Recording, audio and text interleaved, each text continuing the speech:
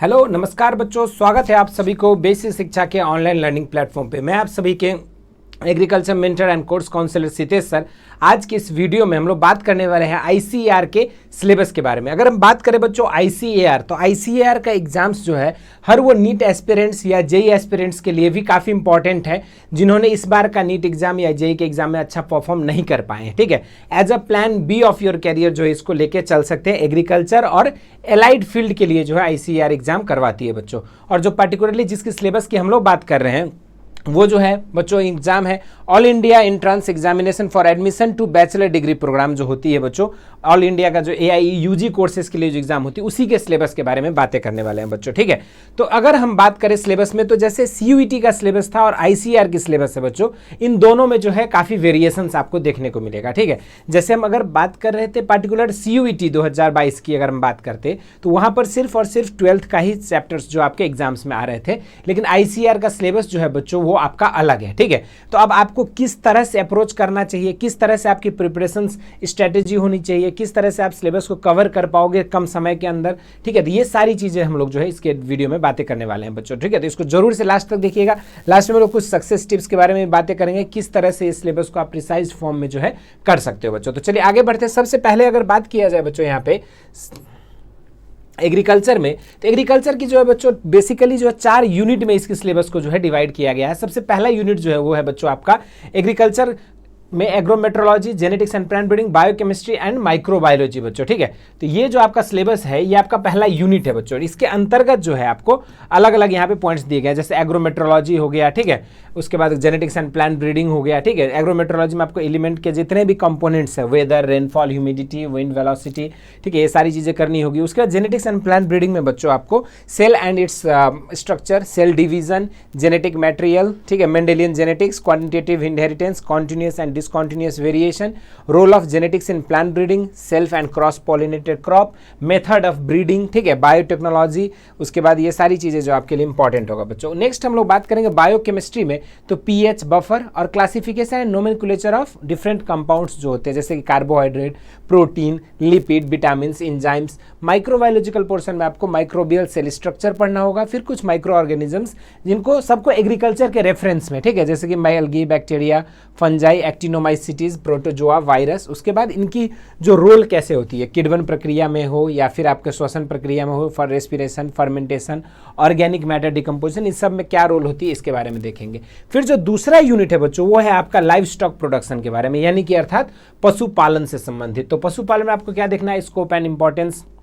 उसके बाद आपको इंपॉर्टेंस ऑफ लाइव स्टॉक, यहाँ पे प्रेजेंट जो कंडीशन में क्या स्टेटस है लाइव स्टॉक प्रोडक्शन की, इंडिया में, वर्ल्ड में कितना पशु की संख्या, ये सारी चीज़ें आपको ध्यान देनी होगी। उसके बाद जो है डिफरेंट ब्रीड्स के बारे में, इंडियन एक्जोटिक ब्रीड के बारे में, उनकी डिस्ट्रीब्यूशन, कौन सी ब्रीड कहाँ से उत्पत्ति हुआ है, किसके उद्गम स्थल क्या है, ये सारी चीज़ें नस्लों के बारे में पढ़ना होगा।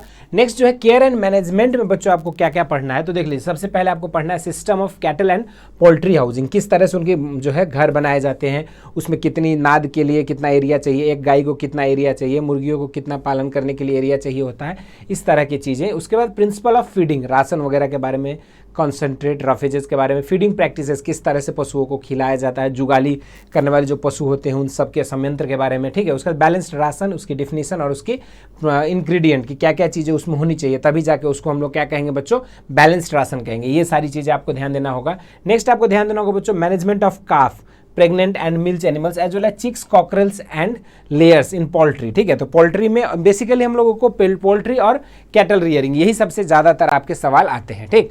उसके बाद जो बच्चों sign of sick animals, symptoms of common disease, जो भी आपके कैटल्स में और पोल्ट्री में जो भी रोग लगते हैं उन सब में सामान्य लक्षण क्या क्या होते हैं, कौन कौन से रोग को आपको मुख्य रूप से देखना है, ये भी यहाँ पे दिया हुआ है बच्चों। Rinderpest, black quarter, foot and mouth disease, mastitis, haemorrhagic septicaemia, coccidiosis, fowlpox, Ranikhet, इन सब की प्रिवेंशन एंड देयर कंट्रोल, ठीक है। यानी कि यहाँ पर भी हम लोगों को मवेशियों में लगने वाले रोग और आपके जो है पक्षियों में लगने वाले रोग को जो है बेसिकली यहाँ पे ध्यान देना होगा। नेक्स्ट जो सेक्शन है वो है आपका आर्टिफिशियल इंसेमिनेशन, अर्थात कृत्रिम गर्भधारण विधि, ठीक है।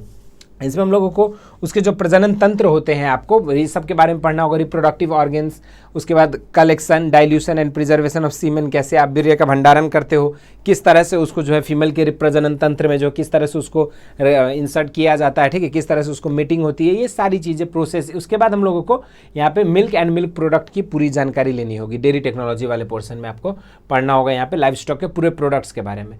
तीसरा जो इंपॉर्टेंट सेक्शन है कह लो, या सबसे ज़्यादा इंपॉर्टेंट जिससे क्वेश्चंस अधिक से अधिक आते हैं, वो सेक्शन है आपका क्रॉप प्रोडक्शन का सेक्शन एग्रीकल्चर के सिलेबस में, ठीक है, जिसमें आप यहाँ पे target and achievement of food grain production में भारत का कितना स्थान है, क्या स्टेटस है धान उत्पादन का, गन्ने उत्पादन का, इस तरह की सारी चीज़ें, क्षेत्रफल के हिसाब से, उत्पादन के हिसाब से, उत्पादकता के हिसाब से, तो ये सारी चीज़ें हम लोग को देखना होगा।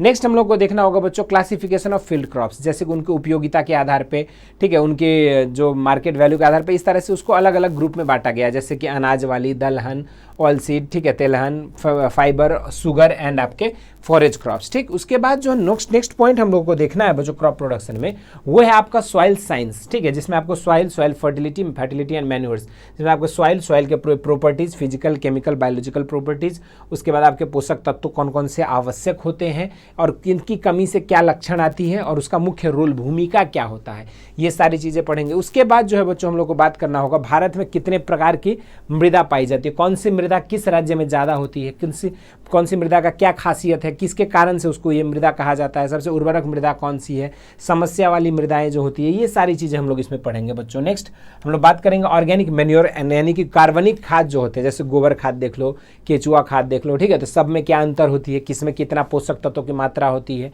तो ये सारी बेसिक चीज़ें जो हम लोग को यहाँ पे देखना होगा। नेक्स्ट हम लोग को बात करना होगा यहाँ पे बच्चों जैव उर्वरक को, और यहाँ पे integrated nutrient management system, INMS जो हम लोग कहते हैं, ठीक। उसके बाद बच्चों बात करेंगे हम लोग irrigation and drainage. Irrigation and drainage मतलब क्या समझते हो, बेसिकली जो कृषि होती है उसमें पानी का कैसे प्रबंधन करते हैं, अर्थात वाटर मैनेजमेंट। तो वहाँ पे हम लोगों को पढ़ना है सोर्स ऑफ इरिगेशन, सिंचाई के लिए क्या क्या स्रोत हो सकते हैं, जैसे कि नदी, नहर, कनाल, टैंक, रिवर, वेल, ट्यूबवेल, ये सब, ठीक है। उसके बाद कैसे हम लोग फसल के वृद्धि विकास की अवस्था के आधार पर किस तरह से हम लोग इरिगेशन को देते हैं, शेड्यूलिंग ऑफ इरिगेशन, ये चीज़ें हम लोग को देखना होगा। सॉइल इंटरवल, टाइम इंटरवल के बारे में, सॉइल मॉइस्चर कांस्टेंट के बारे में आपको ध्यान देना होगा, ठीक है। उसके बाद जो आप लोगों को अलग अलग जो है यहाँ पे वेदर पैरामीटर्स के बारे में ध्यान देना होगा, किस तरह से इरिगेशन को कौन कौन से वेदर पैरामीटर जो है इफेक्ट करते हैं और कौन सा असरदार होता है, ठीक है, ये सारी चीज़ें देखनी होगी। साथ में आपको वाटर रिक्वायरमेंट ऑफ क्रॉप्स, कौन सी फसल को जल मांग कितना है, कौन सी फसल की जल मांग क्यों ज़्यादा है, ये सारी चीज़ें हम लोग जो है पढ़ेंगे बच्चों, तो ये सब चीज़ें जरूरी होगी। नेक्स्ट हम लोग को बात करना होगा method of irrigation and drainage, कि जल निकासी के और सिंचाई के कितने कितने तरीके होते हैं और किस तरीका का क्या एडवांटेज है, किसका क्या डिसएडवांटेज है, कौन सी फसल में कैसी सिंचाई उपयुक्त होती है, तो ये सारी चीज़ें आप लोगों को बताएंगे इसमें, ठीक है। वाटर शेड मैनेजमेंट मतलब वाटर शेड क्या होता है, कितने प्रकार के वाटर शेड होते हैं, सबकी एरिया वाइज कितनी क्या क्या होती है, ये सारा चीज़ें हम लोग को यहाँ पे देखना है। नेक्स्ट बात करेंगे बच्चों वीड कंट्रोल के बारे में, अर्थात वीड कंट्रोल मतलब खरपतवार प्रबंधन। अब खरपतवार प्रबंधन से पहले तो खरपतवार को पहचानेंगे, उसकी वर्गीकरण करेंगे, उसके बाद उसके अलग अलग जो नियंत्रण करने के, रोकथाम के जो विधि होते हैं, रासायनिक विधि, ठीक है, चाहे या फिर आपका जो है सांस्कृतिक विधि या यांत्रिक विधि, ठीक है, तो या फिर भौतिक विधि या जैविक विधि, ये सब चीज़ों को जो हम लोग 1 by 1 डिसाइड करेंगे। उसके बाद जो है बच्चों बात करना है हम लोगों को क्रॉप्स के बारे में। क्रॉप्स में भी बच्चों कुछ ही चुनिंदा फसल दिया गया है ICAR के सिलेबस में, जो आपको करना है वो है बच्चों आपका rice, wheat, maize, sorghum, pearl millet, groundnut, mustard, pigeon pea, gram, sugarcane, cotton and berseem, बस इन्हीं फसलों को आपको बेसिकली ध्यान देना है। अब इन फसलों में भी क्या क्या ध्यान देना, पूरा रामायण पढ़ने की जरूरत नहीं होती है बच्चों, ठीक है। सिलेबस को आप प्रिसाइजली समझेंगे तो आप आराम से बहुत सारी चीज़ें कर पाएंगे, ठीक। अब ये सब जो फसल मैंने अभी बताया, इन सब में आपको सीड बेड का प्रिपरेशन कैसे होता है, बीज उपचार कैसे करते हैं, कब बुआई की जाती है, कब रोपाई की जाती है, बीज दर का मात्रा कितना होना चाहिए, खाद कितना देते हो, ठीक है। उसके बाद आप उसमें कौन कौन से उर्वरक देते हो, कब कब अवस्था में देना चाहिए, कितना मात्रा में, ये सारी चीज़ें हम लोग को ध्यान देना होगा। उसमें कौन कौन से रोग लगते हैं, आप कहोगे सर यहाँ पे प्लांट पैथोलॉजी और इंटोमोलॉजी अलग से नाम मेंशन करते हुए भी हमें पढ़ना पड़ेगा, क्योंकि यहाँ पे कौन सी रोग लगती है किस फसल में, इस तरह के सवाल आपके पूछ दिए जाते हैं, ठीक है। तो इस चीज़ इसको आपको बेसिकली ध्यान देना होगा। नेक्स्ट जो लास्ट यूनिट है बच्चों एग्रीकल्चर के सिलेबस का, वो जो है बच्चों क्या है, तो आपका है हॉर्टिकल्चर यानी कि बागवानी विज्ञान। अब बागवानी विज्ञान में हम लोग सिंपल जो है यहाँ पे 3 चीज़ों के बारे में ज़्यादातर पढ़ते हैं, फ्रूट्स, वेजिटेबल एंड फ्लावर्स के बारे में, ठीक है। तो इन सब के तो आपको एग्रोटेक्निक तो पढ़ना ही है, लेकिन इन सब के अलावा आपको नॉर्मल जो है कौन से विटामिन कहाँ पाया जाता है, किस फल में, किस सब्जी में सबसे ज़्यादा पाई जाती है पोषक तो ये सारी चीज़ें जो है आपको बेसिक जो है आपको पढ़ना पड़ेगा यहाँ पे। Importance of fruits and vegetable in human diet. उसके बाद क्रॉप डाइवर्सिफिकेशन की बात है, किस तरह से फसलों में जो है विविधीकरण हम लोग करते हैं। जैसे ये नहीं कि सिंपल धान धान धान धान ही लगा रहे हैं, धान के अलावा अन्य भी फसलें लगाएंगे। तो इस तरह से क्रॉप में डाइवर्सिफिकेशन कैसे होती है, ये सब चीज़ें हम लोग समझेंगे। फिर प्रोसेसिंग इंडस्ट्री, प्रसंस्करण कैसे होता है, जैसे जाम कैसे बनते हैं, जेली कैसे बनते हैं, केचप कैसे बनता है, सॉस कैसे बनता है, उसकी भंडारण कैसी होती है, क्या क्या इंग्रेडिएंट वहाँ रखना पड़ता है, ये सारी चीज़, कैंडी कैसे बनती है, तो ये सब चीज़ें हम लोगों की प्रोसेसिंग इंडस्ट्री में बातें हो जाएंगी। उसके बाद ऑर्किड की लोकेशन एंड लेआउट की बात होगी। ऑर्नामेंटल गार्डनिंग कैसे होती है, किचन गार्डन के बारे में बातें करेंगे। फिर ऑर्किड की कैरेक्टरिस्टिक क्या क्या होनी चाहिए, सॉइल की किस तरह की एरिया होना चाहिए, तब जाके वहाँ पे आप अगर प्रॉपर एक ऑर्किड प्लान कर सकते हैं। ये सारी चीज़ें हम लोगों को बेसिक स्टेटमेंट और पैराग्राफ बेस्ड क्वेश्चन सबके लिए ये चीज़ें जरूरी होगी बच्चों, ठीक। नेक्स्ट जो आपको इंटरक्रॉपिंग, प्रूनिंग, प्रोटेक्शन कैसे कर सकते हैं आप फसलों को, ट्री, सर्व, क्लाइंबर्स, एनुअन्स, इन सब की एग्जाम्पल्स और डिफिनीशन, बस पूरा पंचायत करने की जरूरत नहीं है, बस सिंपल 2 चीज़ें यहाँ जरूरत है। इन सब की मतलब कि जैसे बॉन्जाई किसको कहते हो, हेज किसको कहते हो, एज किसको कहते हो, ये सारे तरह के डिफिनीशंस और साथ साथ उसके एग्जाम्पल, कौन सा पेड़ जो है किस चीज़ के लिए उपयुक्त होता है, ठीक। उसके बाद आपको पढ़ना है पूरी कल्टीवेशन टेक्निक, बीज दर से लेकर आपके कैसे पौधे, कितने दूरी में पौधा उगाते हैं, कौन सा रोग लगता है, कैसी दैहिक विकार होती है, कौन सी वेराइटी किस चीज़ के लिए उपयुक्त है। इस तरह की तमाम एक्टिविटीज़ जो हम लोग मैंगो, पपाया, बनाना, गुआवा, सिट्रस, ग्रेप्स के बारे में पढ़ेंगे फलों में। उसके बाद सब्जियों में radish, carrot, potato, onion, cauliflower, brinjal, tomato, spinach and cabbage, ठीक। फ्लावर्स में हम लोग को पढ़ना है gladiolus, canna, chrysanthemum, rose and marigold. और नेक्स्ट जो आपको तीसरा के बाद जो चौथा इंपॉर्टेंट सेक्शन है हॉर्टिकल्चर का, वो है आपका PHT अर्थात पोस्ट हार्वेस्ट टेक्नोलॉजी, जिसमें हम लोग को पढ़ना है किस तरह से आप यहाँ वेजिटेबल एंड फ्रूट्स के प्रोडक्ट्स को जो है यूज़ करके आप अलग अलग तरह के जो है चीज़ें बना सकते हैं। उसकी पेरिसिबिलिटी को बढ़ाया जा सकता है, उसको सुरक्षित बहुत लंबे समय तक रखा जा सकता है। टोमेटो का, केचप का, जाम का, जेली का, इस तरह के तमाम चीज़ें जो हम लोग को यहाँ पढ़ना है। इन सब के अलावा भी बच्चों, ठीक है, एक लाइन यहाँ आपके सिलेबस में दिया हुआ है कि besides above syllabus any other questions of scientific and educational importance में भी आस्क्ड, यानी कि अर्थात आपको जनरल एग्रीकल्चर भी पढ़ना है, ठीक है, यही चीज़ें हैं। इसके अलावा जो आप लोगों को जनरल एग्रीकल्चर के सिलेबस भी पूरी अच्छे से पढ़ना है, ताकि आपको कोई भी साइंटिस्ट का नाम, उनकी कंट्रीब्यूशन से रिलेटेड या फिर एजुकेशनल इंप्रूवमेंट से रिलेटेड कोई भी चीज़ें पूछ दे, कौन सा योजनाएं कब आई थी, किस योजना का टर्मिनेशन कब हुआ था, तो इस तरह की चीज़ें, कौन सा रिसर्च स्टेशन कहाँ स्थित है, तो ये सब चीज़ें जो है आप लोग को आराम से पूछा जा सकता है। अर्थात आपको ये एक लाइन का मतलब हुआ कि जनरल एग्रीकल्चर को भी जो है अच्छे से रगड़ के पढ़ना है बच्चों, ठीक है। तो ये चीज़ें करने के बाद जो है आपका एग्रीकल्चर का सिलेबस जो है बच्चों कंप्लीट हो जाएगा, ठीक। नेक्स्ट जो है इसके अलावा आप लोग को बात करते हैं हम लोग फिजिक्स के सिलेबस के बारे में। तो देखिए एग्रीकल्चर के सिलेबस के अलावा जो आपका फिजिक्स, केमिस्ट्री, मैथ और बायोलॉजी के सिलेबस भी हम लोग यहीं बता देते हैं, ताकि जो भी बच्चे, ऐसा तो है नहीं कि सब्जेक्ट कॉम्बिनेशन के बारे में अगर बात किया जाए तो सबके अलग अलग सब्जेक्ट कॉम्बिनेशन होते हैं। जैसे कि हम अगर बात करें पार्टिकुलरली बच्चों यहाँ पे सब्जेक्ट कॉम्बिनेशन की, सब्जेक्ट कॉम्बिनेशन में क्या है आप लोगों का यहाँ पे फिक्स क्लियर किया गया है कि जैसे कि या तो आपके 5 सब्जेक्ट है, A, B, C, P, M, ठीक है। ये 5 सब्जेक्ट से बच्चे जो है एग्रीकल्चर में ICR के एग्जाम्स देते हैं। इनमें से आपके 3 सब्जेक्ट कॉम्बिनेशन जो है आपको कोई भी 4 सब्जेक्ट कॉम्बिनेशन ले सकते हो, या तो PCB लो, या तो आप PCM लो, या तो आप ABC लो, या तो फिर आप PCA लो, ठीक है। ये चारों में से आप कोई भी एक कॉम्बिनेशन चूज कर सकते हैं। अब ये कौन सा कॉम्बिनेशन आपको चूज करना है, ये डिसीजन आपका है, क्योंकि आपको एग्जाम देना है, आगे आपको डिफेंड करने अपने क्वेश्चंस को। हम बताएंगे कि इसे ये ले लो बेटा तो ये अच्छा रहेगा, ये नहीं मैं बोल सकता हूँ। लेकिन हाँ, अगर सजेशन मानेंगे तो PCB, PCM जिस चीज़ की आपने तैयारी की है वो से करिए। अगर आपने ABC से CUET की तैयारी किया या PCA से किया तो फिर अब जाके जो अपनी स्ट्रीम बदलने की जरूरत नहीं, स्टे विद दैट, ठीक है। तो इसीलिए हमने आप लोगों को पहले से ही हम लोग तैयार करते थे बच्चों को कि एक जो है आप लोग के पास एक बेटर सब्जेक्ट ऑप्शन के साथ आप आगे बढ़ो, ताकि आपको जो है आगे कोई दिक्कत ना हो। तो जिन्होंने ABC या PCA से तैयारी किया तो उनके लिए क्या है कि एग्रीकल्चर का सिलेबस तो सेम रहेगा ऑलमोस्ट, टू द पॉइंट देखेंगे तो 90% 99 के 100% ही लगभग सिलेबस सेम है।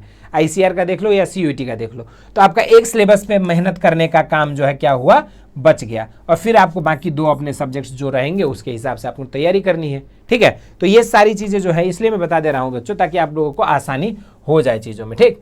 चलिए, इतना करने के बाद जो है,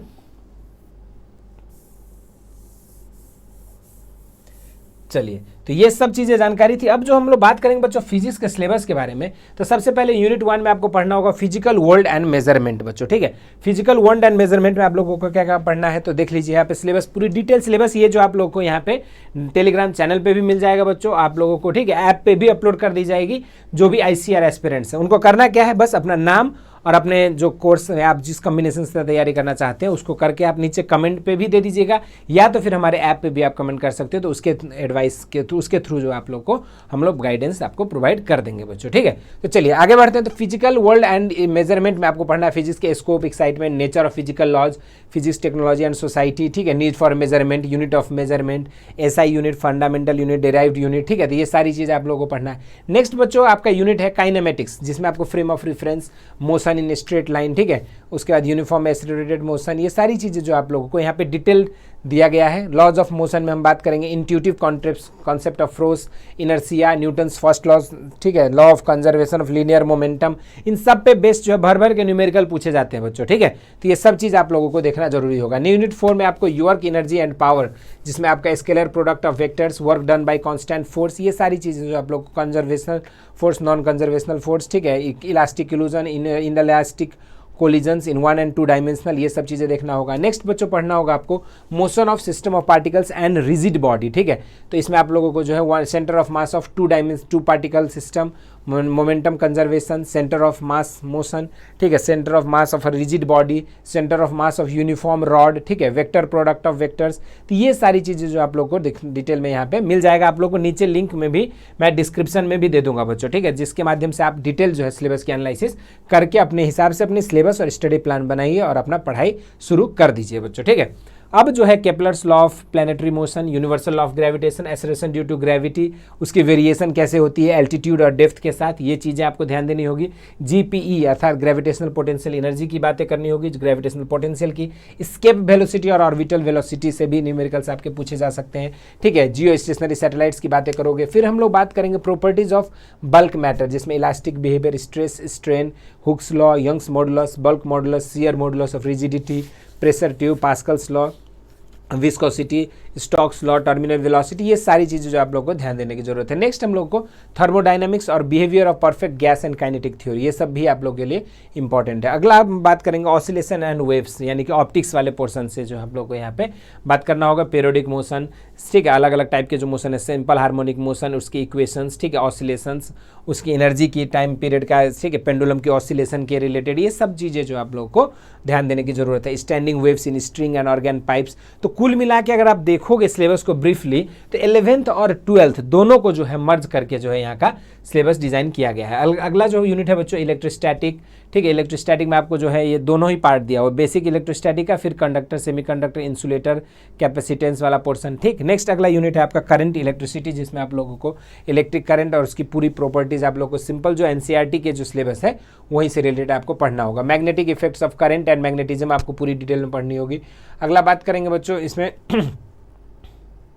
electromagnetic induction and alternating currents, ठीक है। तो जिसमें से मैक्सिमम चीज़ें तो आप लोगों ने ऑलरेडी पढ़ी हुई है 12th वाला सिलेबस, बस आप लोगों को क्या करना है, अपनी 11th वाली सिलेबस पे कमांड बनानी है बच्चों, और उसको जो आप लोग को पढ़ना होगा, ठीक। अगला इलेक्ट्रोमैग्नेटिक वेव्स के बारे में आप लोगों को पढ़ना होगा। ऑप्टिक्स पूरी पोर्शन आपको reflection, spherical mirror, mirror formula, refraction, magnification, power, ये सारी चीज़ें, ठीक है। वेव, उसके बाद जो आप लोगों को wave front and Huygens principle, reflection and refraction of plane wave, ये सारी चीज़ें जो आप लोग को ध्यान देना होगा। Dual nature of matter and radiation, उसके बाद आप लोग को पढ़ना होगा एटम्स एंड न्यूक्लियर, ये सब आपके मॉडर्न फिजिक्स के पोर्शन है, ठीक है। Alpha particle scattering experiment, Rutherford का मॉडल, बोर्स का model, energy level, hydrogen spectrum, ठीक है, न्यूक्लियस का size and composition, atomic mass, isotope, isobar, isotone, ये सारे टर्म्स जो आपके मॉडर्न फिजिक्स वाले।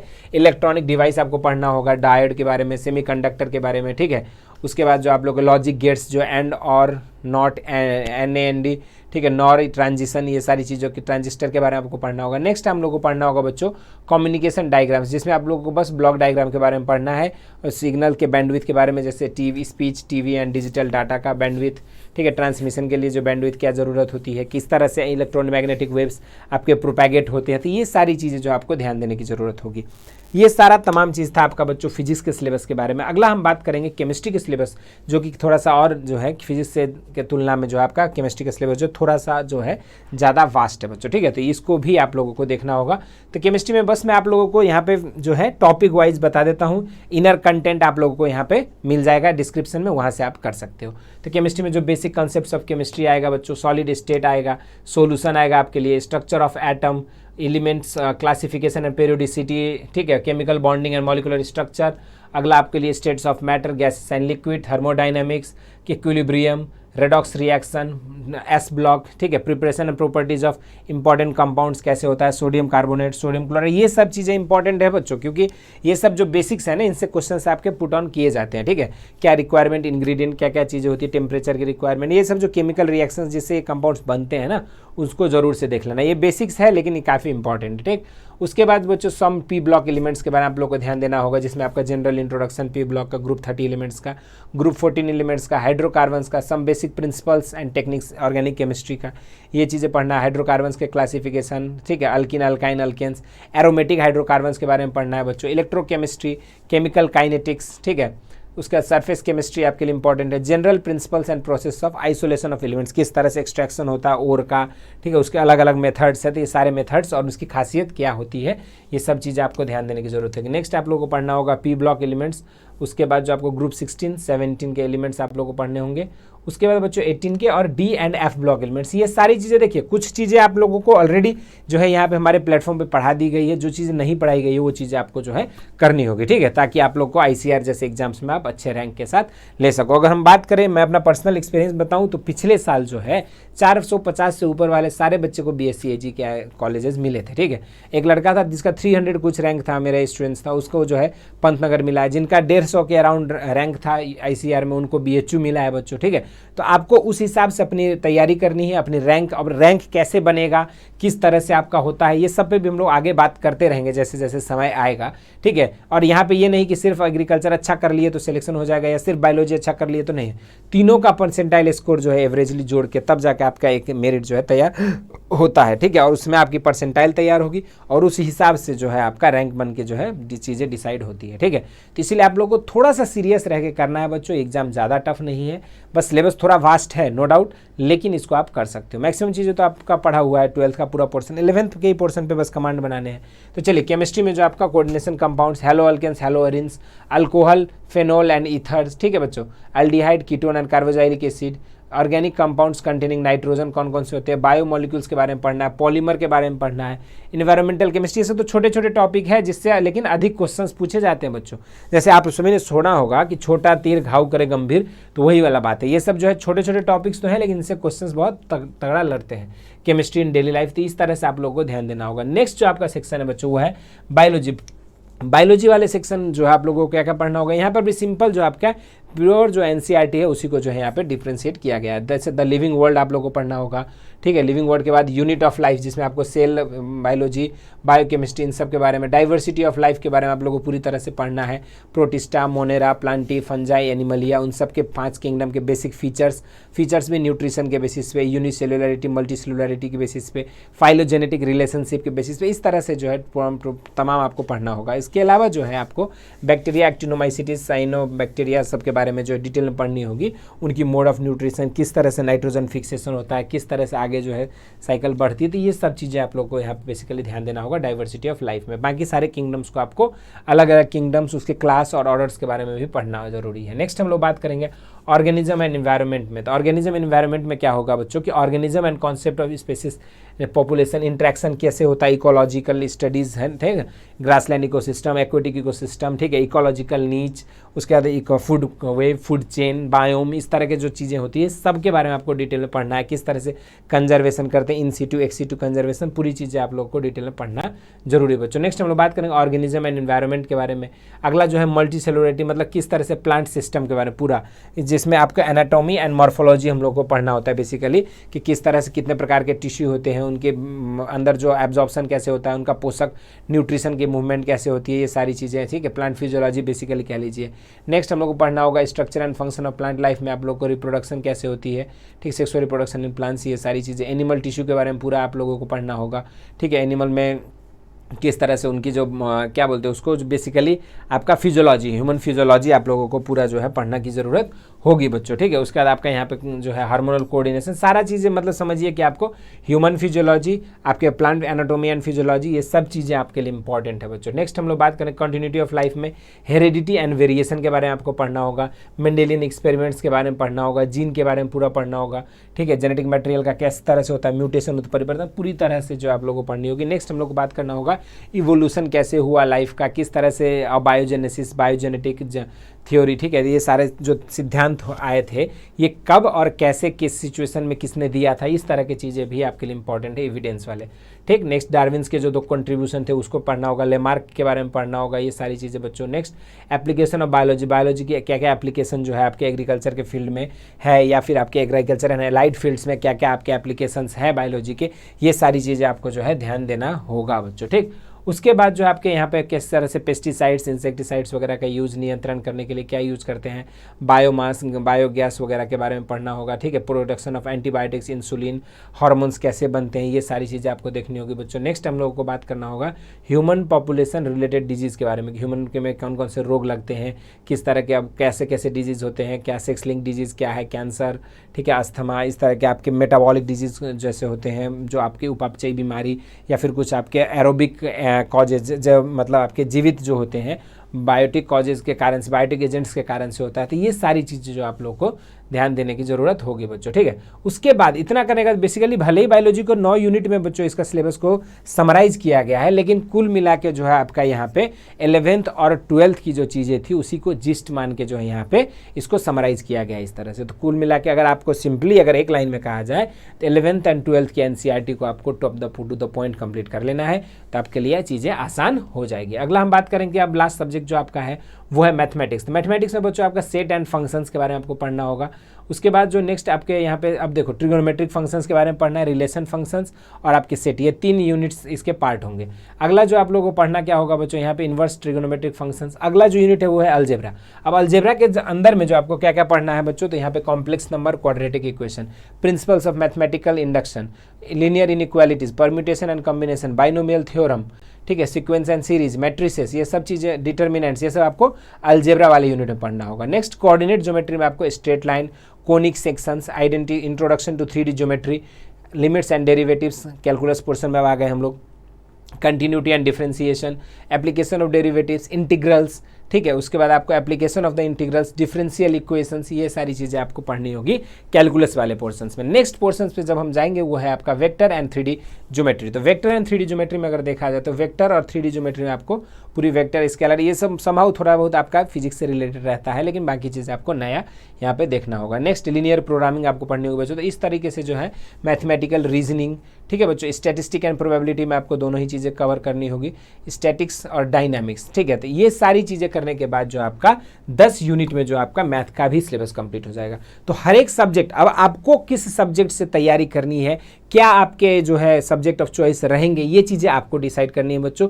हर सब्जेक्ट का मैंने इंडिविजुअली जो IC आप लोगों के क्वेश्चंस आ रहे थे कि सर ICR का सिलेबस क्या होगा, बहुत बच्चों को सिलेबस का आइडिया नहीं था, तो उनके लिए मैंने बता दिया कि आपको 5 सब्जेक्ट का सिलेबस हमने बताया है, एग्रीकल्चर, मैथ, बायोलॉजी, फिजिक्स और केमिस्ट्री, यही 5 सब्जेक्ट से आप दोगे। अब इसमें से आपको जो सब्जेक्ट चूज करना है उससे आप अपनी तैयारी आरंभ कर दीजिए। सिलेबस ये आप लोगों को बता दिया गया है। मैक्सिमम चीज़ें बच्चों 11th का भी काफ़ी पोर्शन हमारे चैनल पर ऑलरेडी कराए जा चुके हैं। आप अपना प्लेलिस्ट चेक करोगे अपने रेस्पेक्टिव सब्जेक्ट्स का, तो इनके जो है मोर देन 60-70% आपका सिलेबस ऑलरेडी कवर हो चुका है। ठीक है, यूट्यूब पे हमारे चैनल पे अगर देखेंगे तो जो है आपको वहाँ पे सारी चीज़ें मिल जाएगी। ठीक है, पूरी इंडिया का जो एकमात्र CUET का ऐसा प्लेटफॉर्म है जिसने ICAR को भी टारगेट करते हुए आपकी 70% से ऊपर सिलेबस को कंप्लीट करा जा चुका है। ठीक है, तो उसको एक बार जरूर से आप डिस्क्रिप्शन में चेक कर लेंगे, वहाँ से तैयारी करेंगे। और कोई भी किसी तरह का दिक्कत आता है तो जरूर से आप लोग कमेंट करेंगे, जिससे हम लोग जो है फ्यूचर में आपकी हेल्प के लिए उस तरह की वीडियोज़ और भी दिन में लेकर आ सके। अगर आप लोगों के लिए वीडियोज़ काफ़ी हेल्पफुल रहा, जितने भी आपके नीट एस्पिरेंट्स, JEE एस्पिरेंट्स अगर प्लान बी के तौर पे ICAR में अपना करियर बनाना चाहते हैं, उन सभी को मैं ये सजेस्ट करूंगा तो जरूर से इस फॉर्म को भरिए, सिलेबस को देखिए। जो भी सब्जेक्ट आपको इजी लगने की लगता है कि किससे आपको तैयारी करनी चाहिए, वो सब्जेक्ट कॉम्बिनेशन चूज करके आप अपने तैयारी सिलेबस पे बेस्ट कर दीजिए। लेकिन अगर मेरा माने या हमारी टीम का जो भी सजेशन रहता है तो उसके हिसाब से अगर देखोगे बच्चों तो ABC एग्रीकल्चर, बायोलॉजी और केमिस्ट्री जो सब्जेक्ट कॉम्बिनेशन है, ये सबसे बेस्ट सब्जेक्ट कॉम्बिनेशन हम लोग बोल सकते हैं, ताकि जो बच्चे एग्रीकल्चर बैकग्राउंड से रहते हैं उनकी बायोलॉजिकल बैकग्राउंड अच्छी रहती है तो वो ABC कर सकते हैं। जिनका मैथ बैकग्राउंड से वो PCA की तरफ जा सकते हैं, अगर उनको मैथ वाला पोर्सन जो उनका अगर थोड़ा वीक है या फिर अगर उस पर अच्छा नहीं कमांड कर सकते हैं। ठीक है, और इस तरह के आगामी दिनों में भी हम लोग सेशन लेते रहेंगे। अगर आप लोग को ये वीडियो पसंद आया तो इसको ज़रूर से लाइक कर दीजिए,